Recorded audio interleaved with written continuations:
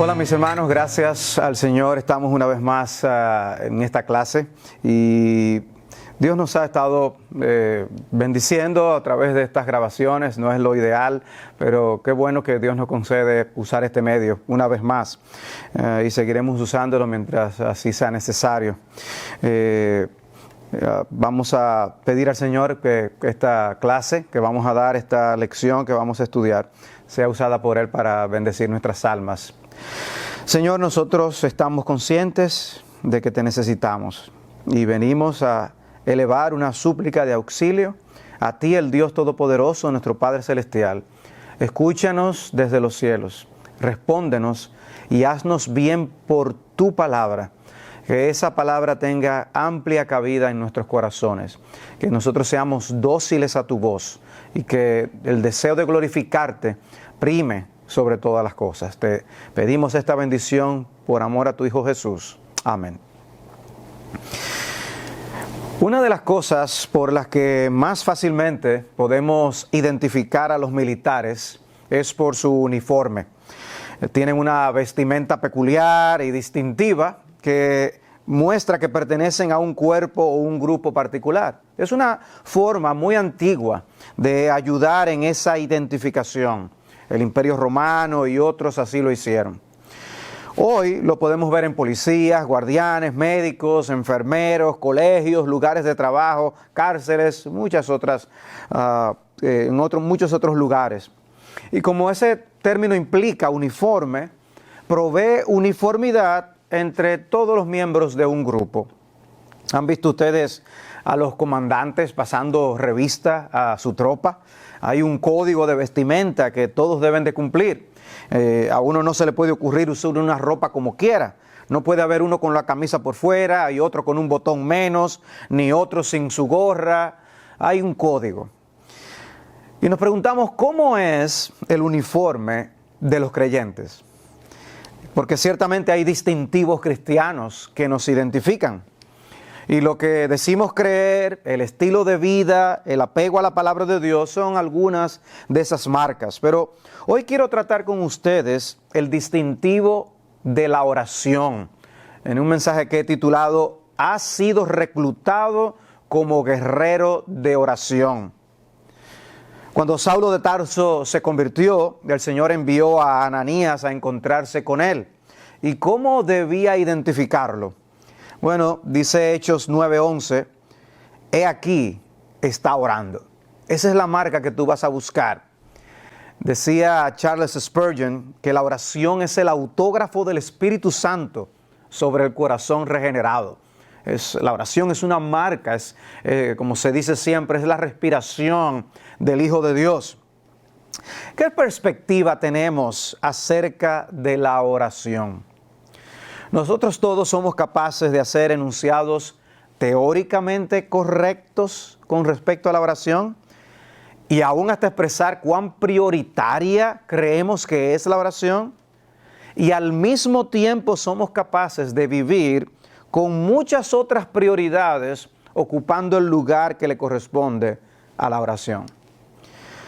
Si hay algo que se muestra con absoluta claridad en la Biblia, es que la oración no es algo a hacer cuando nos sobra el tiempo. Digo que debemos ser guerreros de oración porque la palabra de Dios quiere que la veamos como un arma crucial en la batalla espiritual en que nos encontramos. En Efesios 6, justo después de hablar de las diferentes piezas de la armadura de los creyentes, Pablo nos habla de la oración.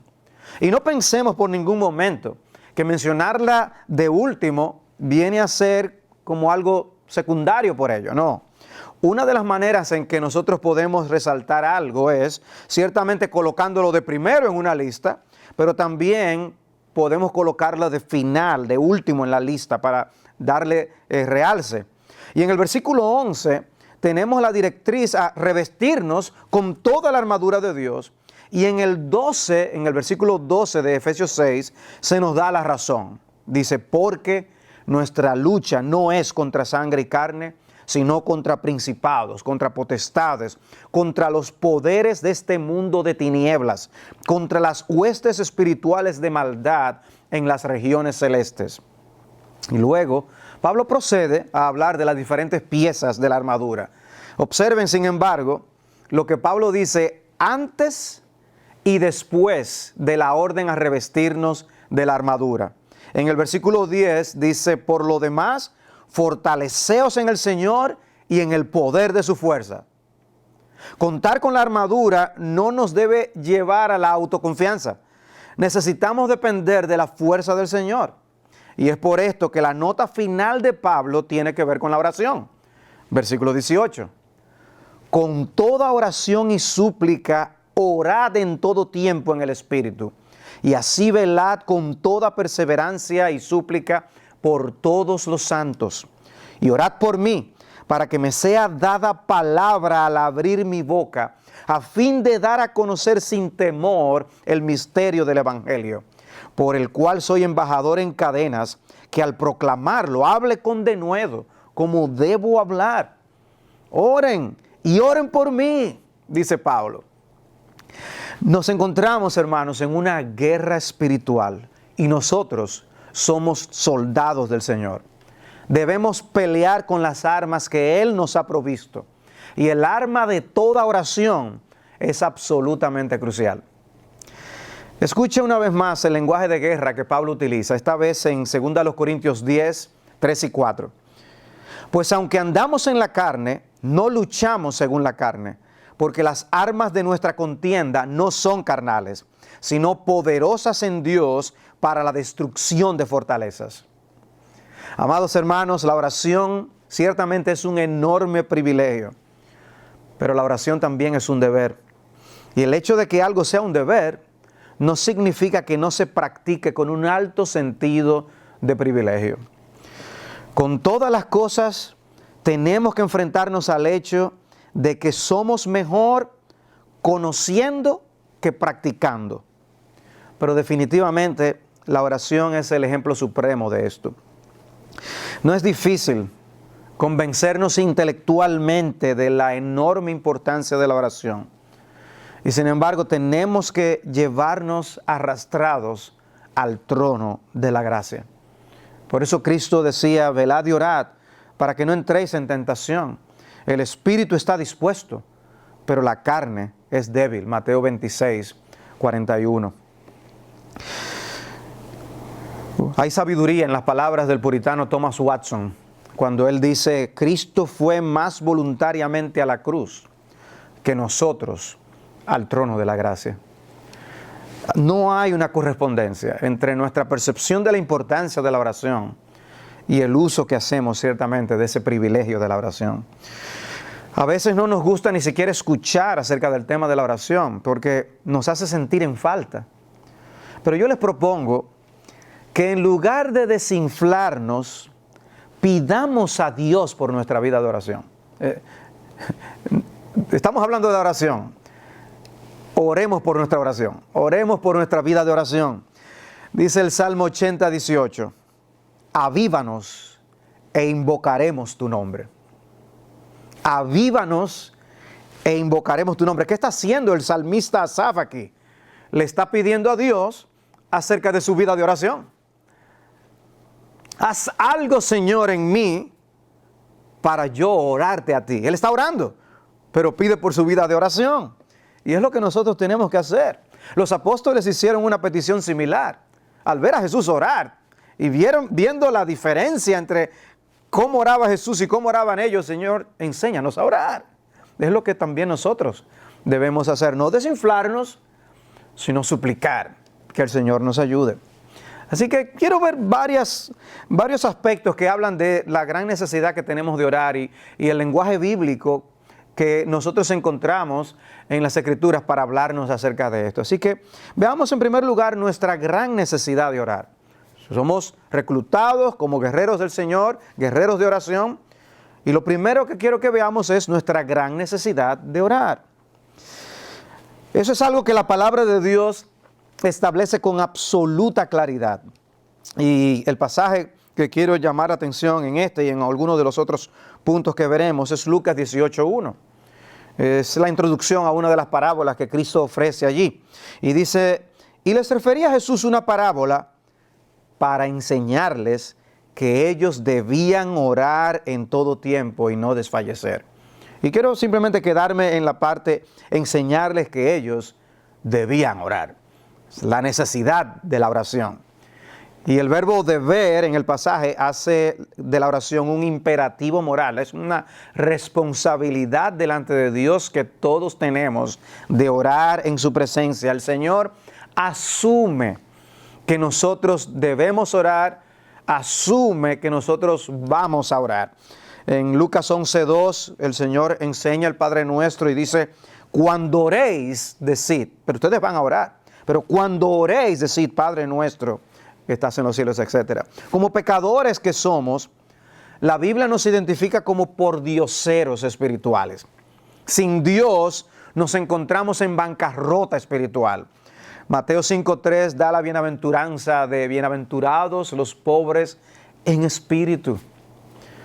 Hay una bienaventuranza en ese reconocimiento de que somos pobres espirituales.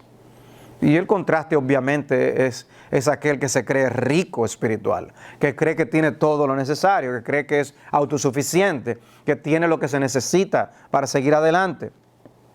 Y eso nos recuerda lo que el Señor le dice a aquella iglesia en Apocalipsis 3:17, porque dices, soy rico, me he enriquecido y de nada tengo necesidad. Y no sabes que eres un miserable y digno de lástima, y pobre, ciego y desnudo. Te aconsejo que de mí compres oro refinado por fuego, para que te hagas rico, y vestiduras blancas, para que te vistas y no se manifieste la vergüenza de tu desnudez, y colirio para ungir tus ojos, para que puedas ver. La percepción de estos hermanos en esta iglesia estaba trastocada. Se veían suficientes, se veían con lo necesario. Y Cristo tiene que decirles, no. Ustedes no tienen lo que se necesita. Ustedes son unos pobres, desventurados, ciegos, ni siquiera conscientes estaban de la realidad. Nosotros no oramos porque no estamos del todo tan conscientes de lo que somos realmente. Solemos dar gracias a Dios por los alimentos y pedimos al Señor que nos siga supliendo. Y eso está bien. De lo que estoy seguro es que nuestras oraciones no fueran las mismas si nuestras despensas no tuvieran alimento, ni tuviéramos recursos para comprar más. Imagínate por un momento cómo serían tus oraciones por el comer si tú no tuvieras nada en tu despensa, no hubiera nada en la nevera para tú comer. ¿Cómo orarías? ¿Orarías igual a teniéndolo todo? Lo dudo mucho. La conciencia de la necesidad afecta la súplica. Y en cuanto a nuestras necesidades espirituales, nosotros no estamos hablando de suposiciones. Yo les dije, supongan que ustedes no tienen que comer, pero en cuanto a las necesidades espirituales no es así. Somos pobres espirituales. La realidad es que somos mendigos en extrema pobreza, espiritualmente hablando.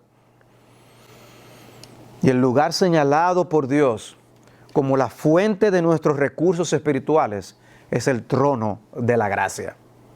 Hebreos 4:16, por tanto, acerquémonos con confianza al trono de la gracia para que recibamos misericordia y hallemos gracia para la ayuda oportuna. ¿Qué podemos conseguir en ese trono? ¿Cosas materiales? ¿Beneficios terrenales y temporales? El Señor sabe que tenemos necesidades de esas cosas y Él sabe dar esas cosas como añadidura cuando buscamos primeramente el reino de Dios y su justicia. Es cierto que Él nos enseñó a pedir por el pan de cada día. Sin embargo, si estudiamos las oraciones que Jesús hizo durante su ministerio terrenal y las que Pablo nos dejó en sus epístolas, nos daremos cuenta del gran dominio de los motivos espirituales de oración. Lee Juan 17, cómo Jesús ora a su Padre, esa extensa oración que encontramos en ese capítulo y el tipo de cosas que Jesús menciona en oración. Contrasta esa oración, contrástala con tu oración, con tus peticiones regulares. O lee Efesios 3, la oración que Pablo hace allí.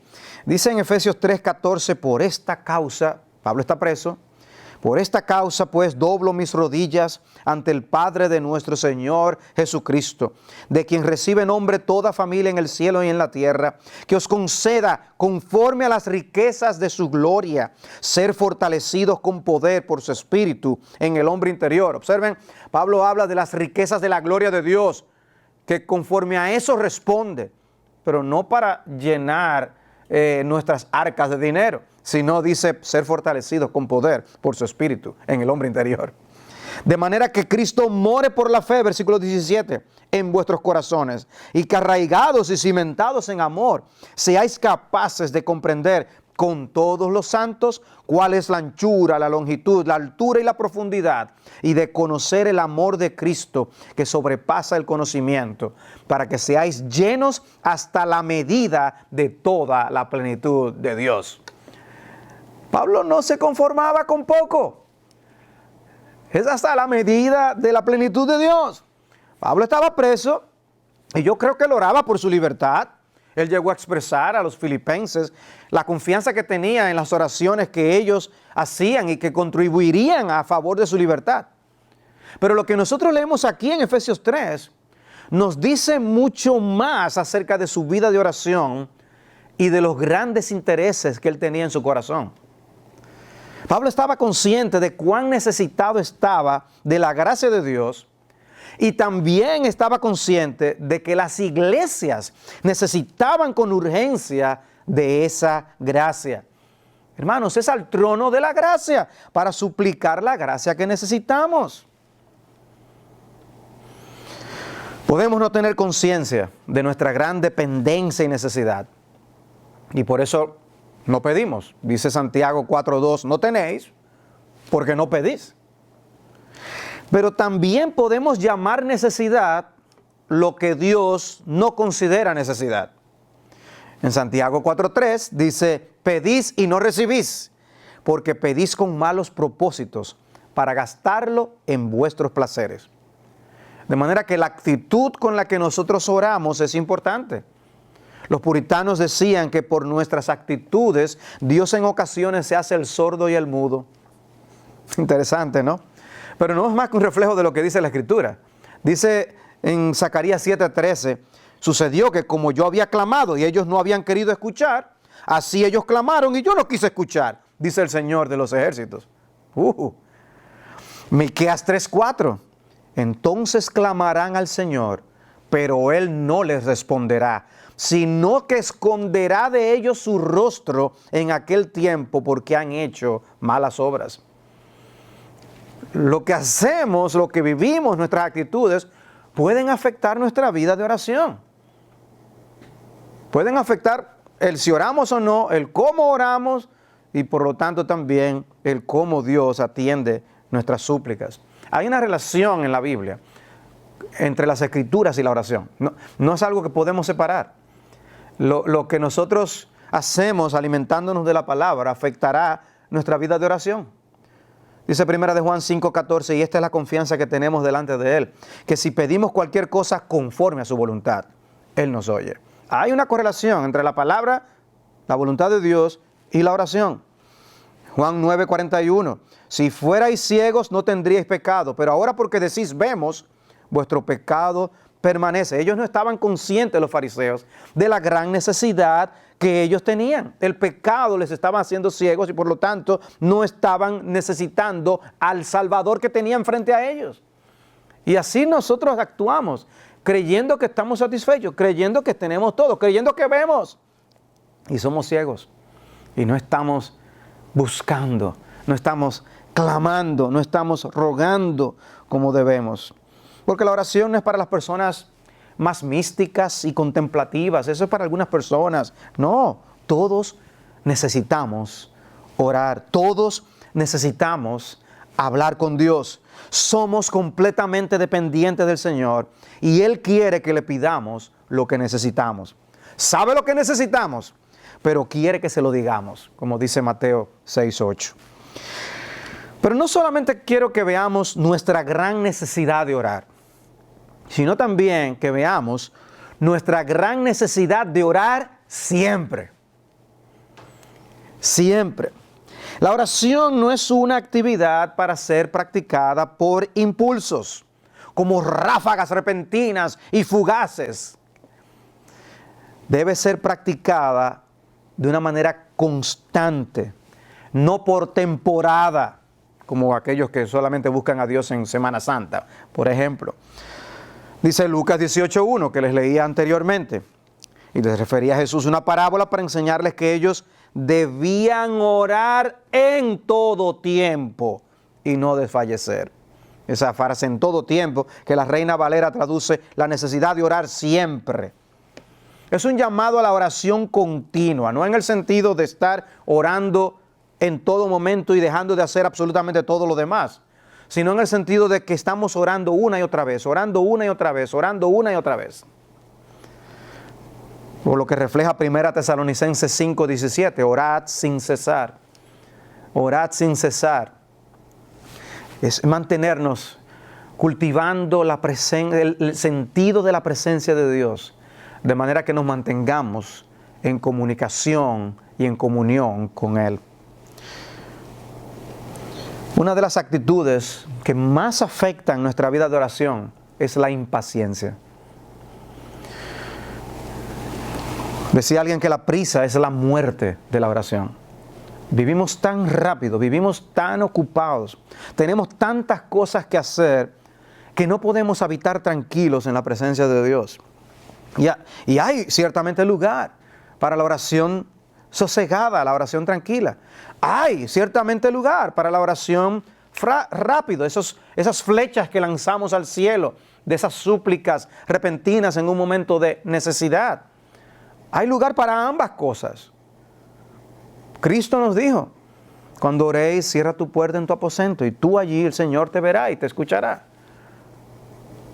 Hay lugar para esa oración tranquila y sosegada, pero siempre hay algo que hacer. Siempre estamos inquietos. Y cuando pedimos, nos impacientamos porque el Señor no nos responde cuando queremos y como queremos. La impaciencia nos afecta.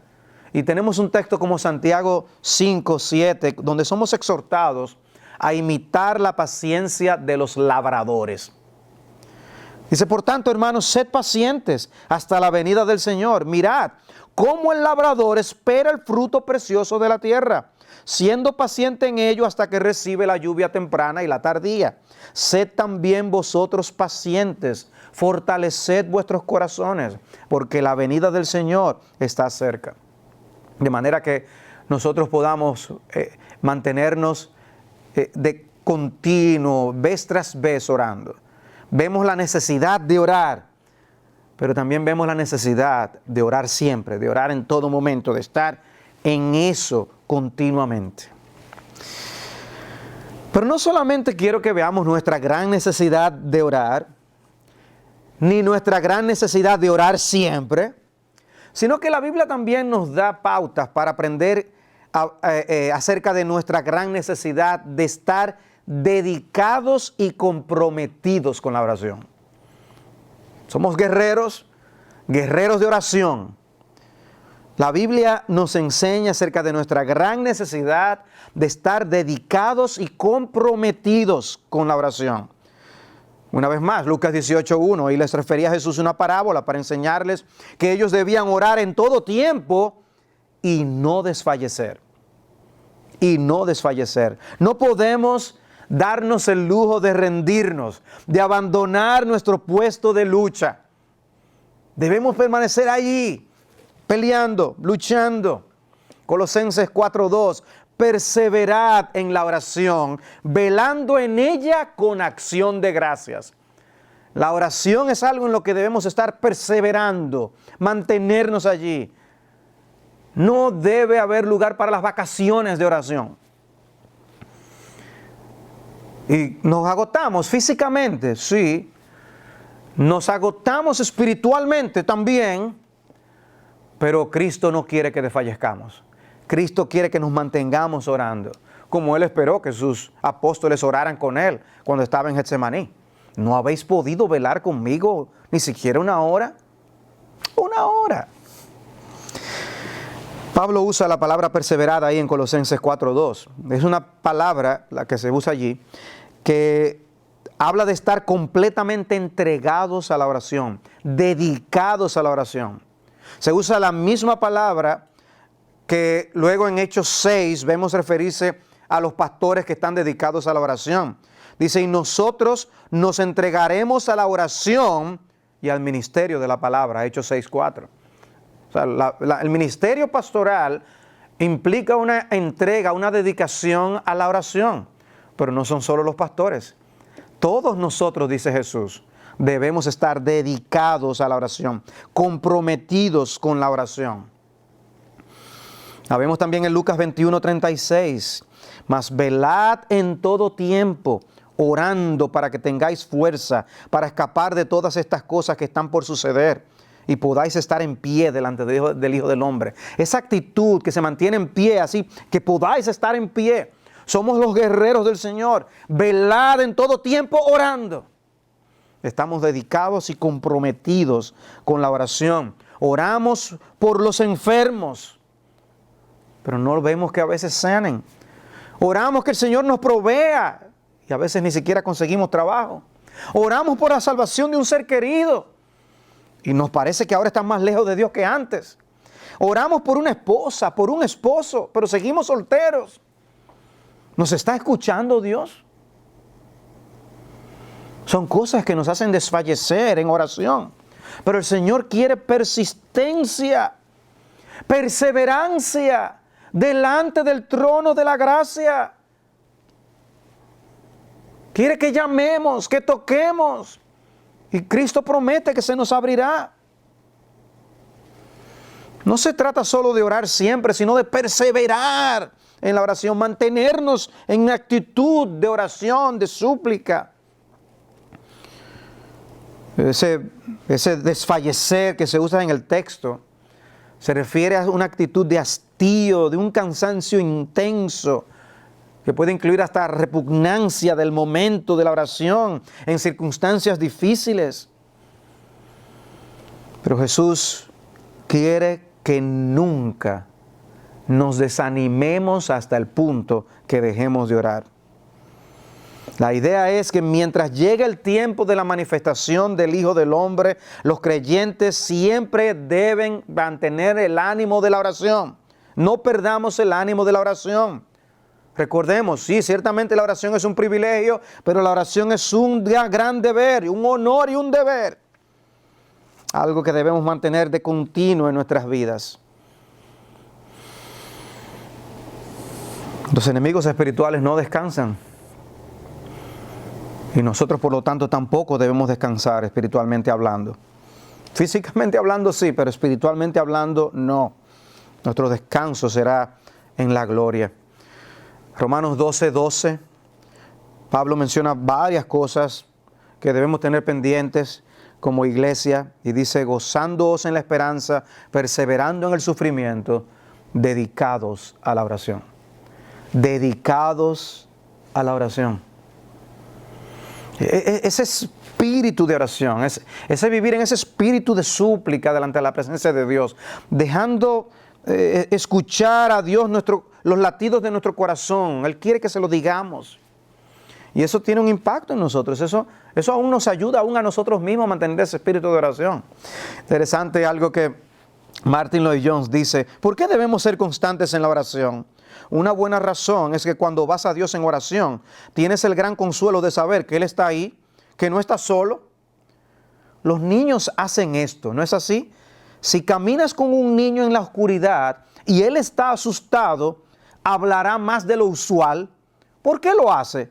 Para asegurarse de que todavía estás ahí con él. Y eso le brinda un consuelo maravilloso. Todos nosotros somos niños. Y aun si la oración no lograra nada más, ya eso en sí mismo sería maravilloso. Ese hecho de saber que Dios está ahí, ya eso trae un consuelo al alma. Esa constancia va a tener un impacto en tu vida espiritual. Y no solo individualmente, sino también como iglesia. Debemos como iglesia practicar la constancia en la oración, la dedicación a la oración. La iglesia primitiva fue marcada por una vida de oración. Hechos 2:42, y se dedicaban continuamente a las enseñanzas de los apóstoles, a la comunión, al partimiento del pan y a la oración. Uno puede ir haciendo un chequeo de cada una de estas cosas. Se dedicaban a la enseñanza de los apóstoles, la enseñanza muy bien, estaban comprometidos con la verdad. Se dedicaban a la comunión, sí, los hermanos compartían entre ellos, tenían una vida de edificándose unos a los otros. Al partimiento del pan, sí, practicaban la cena del Señor y la oración. Es una iglesia dedicada a la oración, que se puede decir que está comprometida y dedicada a la oración. Quiere el Señor concedernos esa marca, que nosotros estemos marcados por una vida que continúa, que persevera, que vela en oración.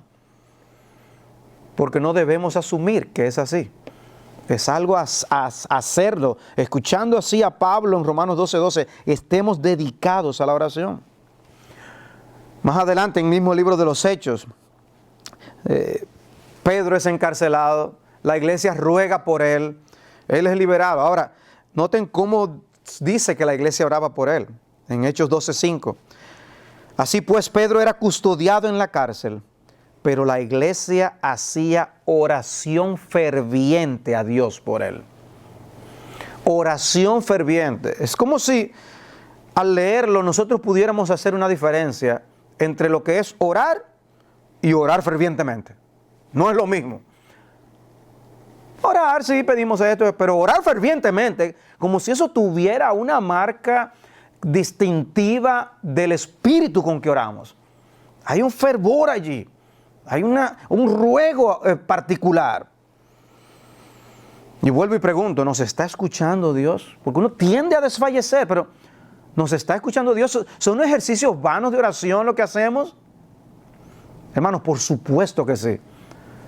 Después de dar la parábola del juez injusto, de ese texto de Lucas 18 que hemos mencionado, al final dice, y el Señor dijo, versículo 6, escuchad lo que dijo el juez injusto, y no hará Dios justicia a sus escogidos, que claman a Él día y noche.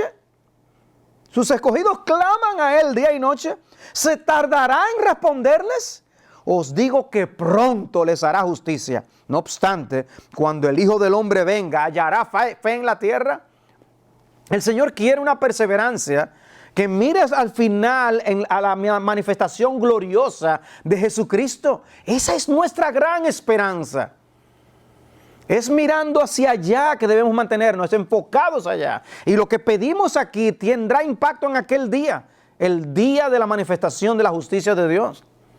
La justicia que anhelamos, serán respondidas esas oraciones de justicia en aquel día. Eso es lo que Cristo está diciendo. Pero cuando el Hijo del Hombre venga, ¿hallará fe en la tierra? ¿O habremos desfallecido? ¿Nos habremos rendido? De esto no nos saca nadie. Mira la situación como está el mundo ahora. No hay, ya no hay esperanza. Ya lo que nos queda es mantenernos lamentando y quejándonos. No, Dios quiere que nosotros nos mantengamos en espíritu de lucha. Somos guerreros de oración. Oremos al Señor. Oremos al Señor. ¿Estás tú orando para que esta pandemia pase? Dios puede, con un chasquido de sus dedos, eliminar este virus del mundo entero. Ora que Dios lo quite. Ora que Dios dé sabiduría a los hombres para las mejores medidas. Porque toman 1000 medidas y los hombres cometen 1000 errores. Medidas que creen que funcionan y no funcionan. Oremos a Dios. Dios nos ha mostrado la gran necesidad que tenemos de Él, de suplicar. El Señor nos está poniendo de rodillas para que roguemos.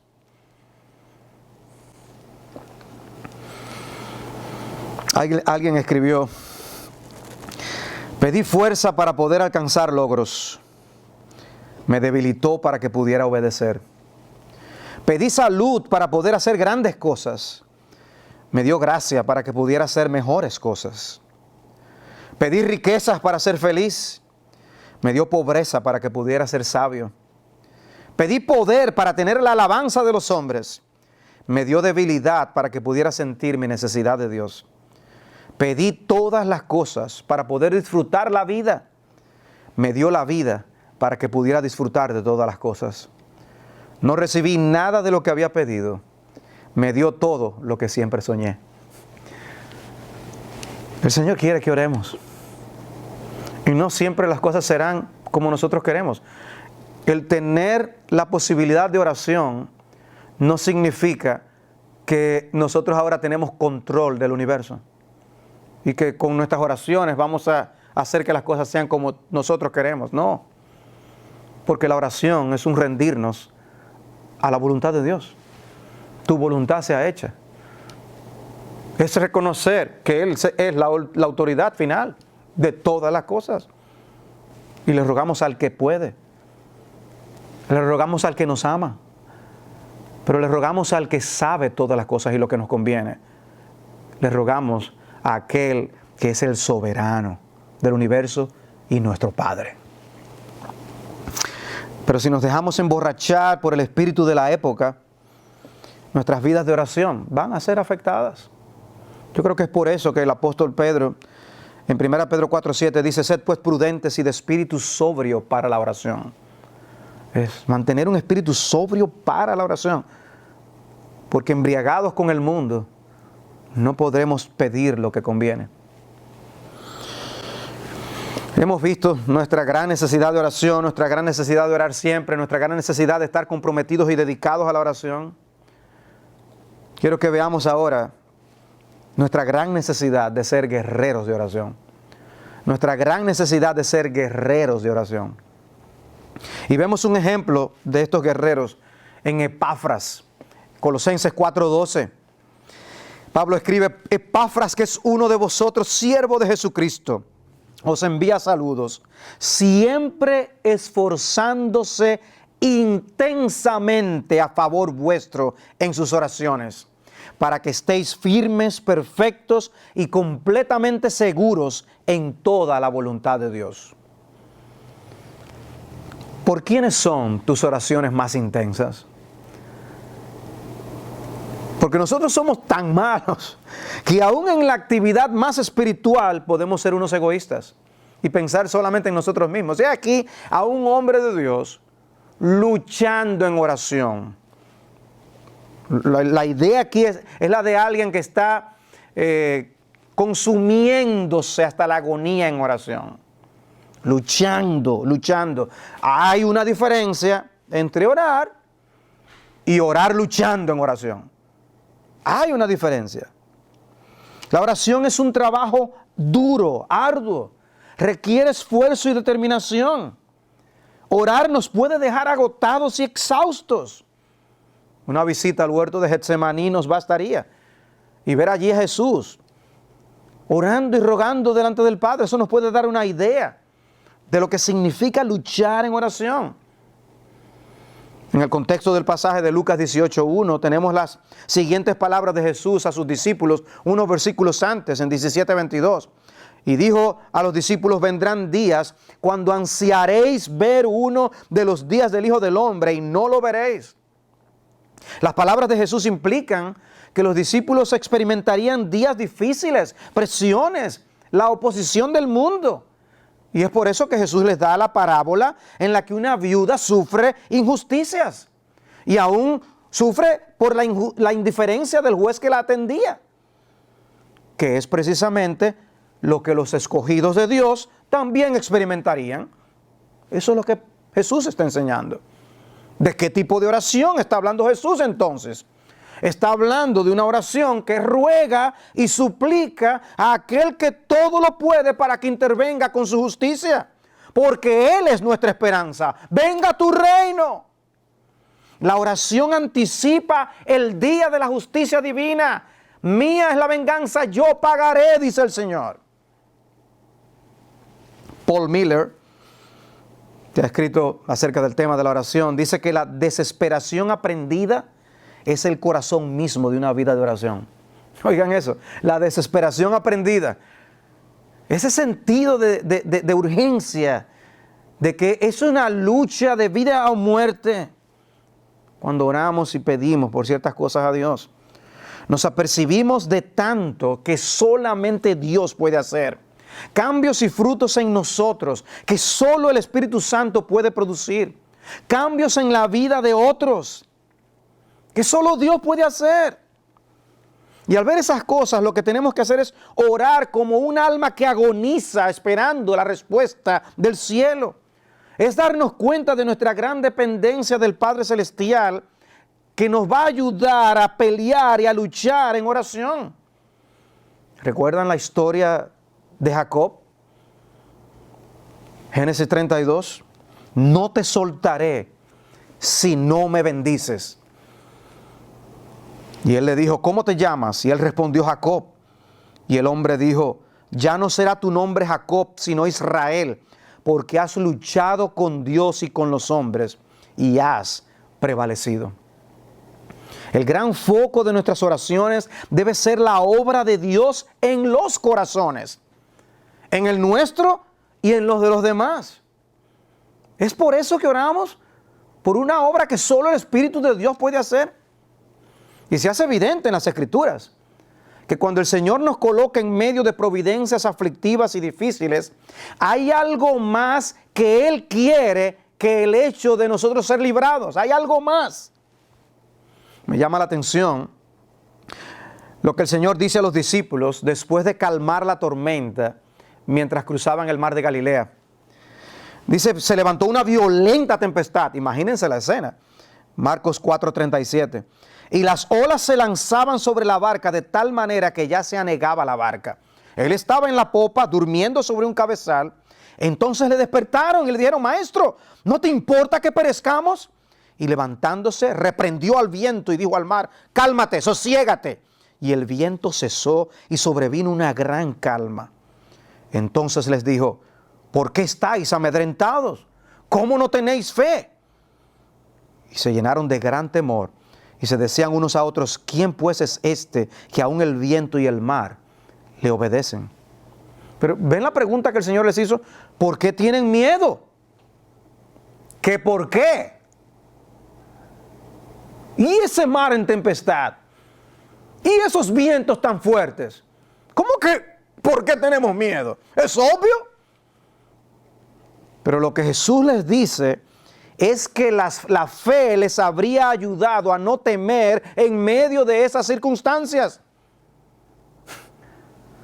Ahora bien, ¿notaron ustedes otro temor adicional que surgió después en ellos? Dice el versículo 41, que después de ver lo que Jesús hizo, se llenaron de gran temor. O como lo dice Lucas 8:25, ¿dónde está vuestra fe? Pero ellos estaban atemorizados y asombrados. El Señor estaba enseñándoles algo que no lo habrían aprendido de otra manera. Y hermanos, así es con nuestras vidas. Nos encontramos en situaciones que Dios las trae con un propósito. Y podemos pedir que nos saque de esas circunstancias. Y Él nos va a responder, todavía falta un poco. Necesitas permanecer en el horno de la aflicción un poco más. ¿Y quién es que sabe cuánto tiempo es que hay que darle a ese horno? El soberano. Solo Él lo sabe. Luchar en oración es pedirle que nos conceda el privilegio de nosotros ser instrumentos en sus manos para la labor que está llevando a cabo en el mundo. Luchar en oración es pedirle que nos conceda ser más como Jesús. Rogarle que nos conceda ver a otros, conocer a Jesús. Luchar por estas cosas. Luchar en oración es rogar que nuestros hermanos en la fe sean sostenidos donde quiera que se encuentren, cerca o lejos. Luchar en oración es rogar que todos en la iglesia tengamos ojos para ver más a Jesús en todo y que nosotros mismos seamos instrumentos para ayudar a otros a eso. En eso. Luchar en oración es suplicar que el reino de Dios no sea una partecita en nuestras agendas, sino que nuestras agendas se fundan con la agenda del reino de Dios. Luchar en oración es encomendar a los siervos de Dios, pastores y misioneros, para que representen bien a Cristo y den a conocer a Cristo todavía más. Luchar en oración porque somos guerreros de oración. Necesitamos orar siempre, necesitamos orar de una manera dedicada y constante, necesitamos saber que debemos ser guerreros de oración. El Señor nos ha reclutado. Ora por ti mismo, ora por amor a ti mismo, ora. Dice Burke Parsons de los Ministerios Ligonier, mantenernos de rodillas nos guardará de caer. Ora por tu vida espiritual.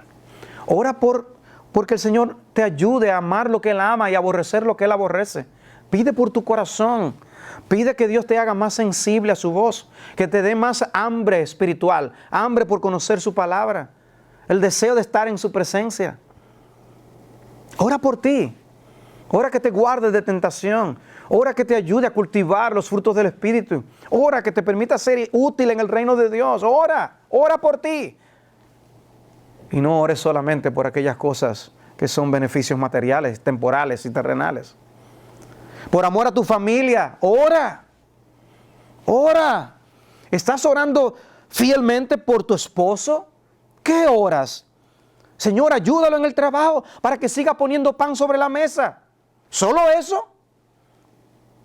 ¿Estás orando por tu esposa? Señor, dale salud, porque si se cae ella, se cae la casa. ¿Solo eso? ¿Estás orando por tus hijos? ¿Estás luchando en oración? ¿Eres un guerrero de oración intercediendo por tu familia? Porque solo Dios puede hacer lo que tú quieres que ocurra. ¿Estás orando por la salvación de tus hijos?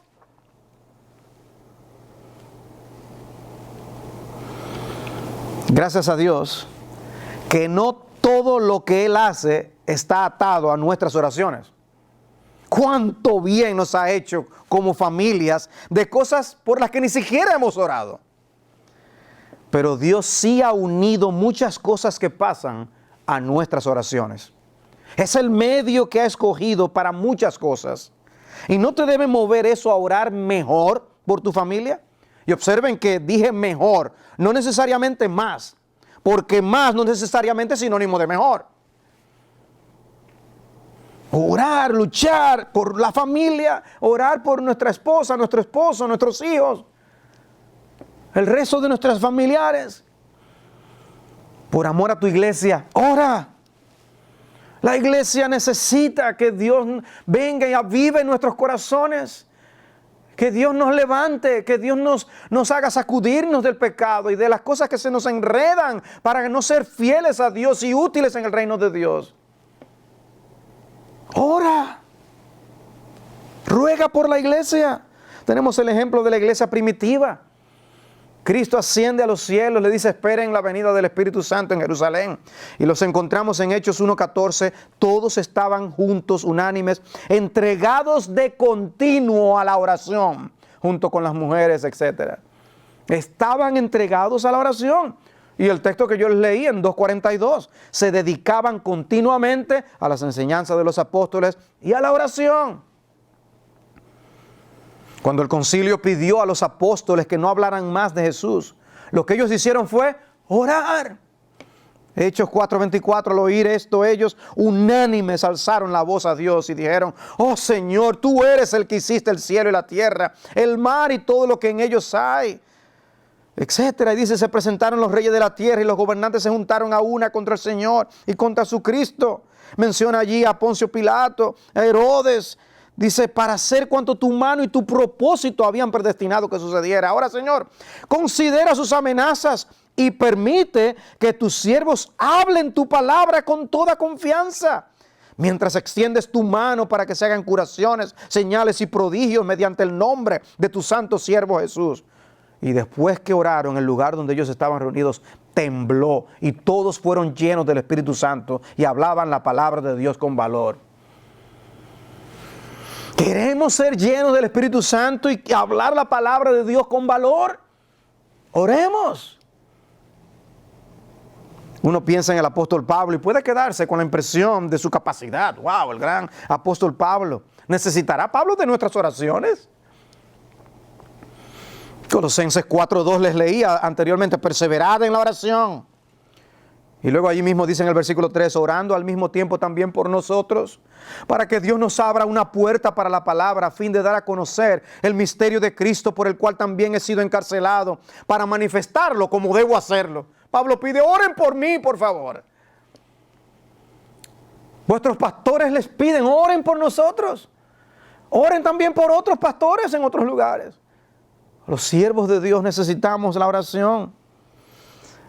Necesitamos orar por la iglesia. John Owen decía, si habláramos menos y oráramos más, las cosas estarían mejor en el mundo. Pero lo que más hacemos a veces es quejarnos de las cosas como están. Mira cómo está el mundo. Ora por cada una de esas cosas que vienen a tu mente y que contristan tu corazón. Ora por tu iglesia y ora con tu iglesia. Cuando la iglesia se reúne a orar, ora con la iglesia. Ve a los cultos de oración.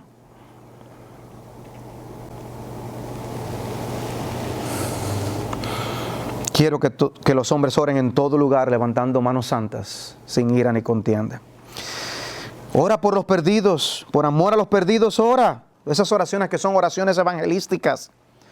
1 Timoteo 2:1, exhorto pues ante todo que se hagan rogativas, oraciones, peticiones y acciones de gracias por todos los hombres, por los reyes y por todos los que están en autoridad, para que podamos vivir una vida tranquila y sosegada, con toda piedad y dignidad, porque esto es bueno y agradable delante de Dios, nuestro Salvador, el cual quiere que todos los hombres sean salvos y vengan al pleno conocimiento de la verdad. Quizás no tengas mucho facilidad para evangelizar y te da trabajo, pero ora para que Dios use lo que otro le dirá a la persona por la que tú estás orando. Hermanos, yo creo que nos pasa con más frecuencia de lo que quisiéramos. La misma experiencia del pueblo de Israel en los días de la conquista. Dios les concedió una victoria impresionante sobre Jericó. Josué 6 termina diciendo, y el Señor estaba con Josué, y su fama se extendió por toda la tierra. Pero el capítulo siguiente nos presenta una derrota humillante. Se confiaron mucho. Josué así envía a algunos hombres a hacer una visita de reconocimiento a Ai. Y el reporte que dieron fue, Josué 7:3, cuando volvieron a Josué le dijeron que no suba todo el pueblo. Solo 2 o 3 mil hombres subirán a Ai. No hagas cansar a todo el pueblo subiendo allá, porque ellos son pocos. Y lo que sucedió en realidad fue que tuvieron que salir huyendo y quedaron desmoralizados. No les vemos en oración buscando la guía del Señor, sino que se lanzaron prontamente a la batalla. Y cuando ocurre la derrota, entonces vemos a Josué buscando al Señor en oración y diciendo, ¿qué harás tú por tu gran nombre? Y luego leemos en Josué 8, entonces el Señor dijo a Josué, no temas ni te acobardes. Toma contigo a todo el pueblo de guerra y levántate y sube a Ai. Mira, he entregado en tu mano al rey de Ai, su pueblo, su ciudad y su tierra. Harás con Ai y con su rey lo mismo que hiciste con Jericó. Dios entonces le dice, voy a hacer lo mismo que hicimos con Jericó. Ha sido después de muchas derrotas que el pensamiento ha venido a la mente. Es que yo no oré por eso. Puedo rastrear muchas derrotas al hecho de no haber orado por esas situaciones.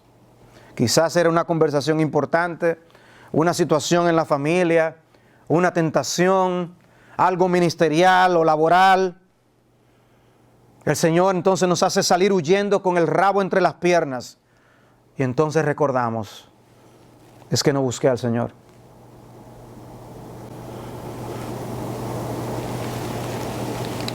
Decía William Temple, cuando yo oro, las coincidencias ocurren y cuando dejo de hacerlo, no ocurren. Sabemos que todo está en control del Dios soberano. Las coincidencias ocurren porque Dios nos responde. Guerreros del Señor, propongámonos usar la estrategia divina. Y esa estrategia comienza en oración. Vamos a orar. Señor de los cielos, te damos gracias por la exhortación que tú nos haces de encontrarnos más cerca de ti en oración.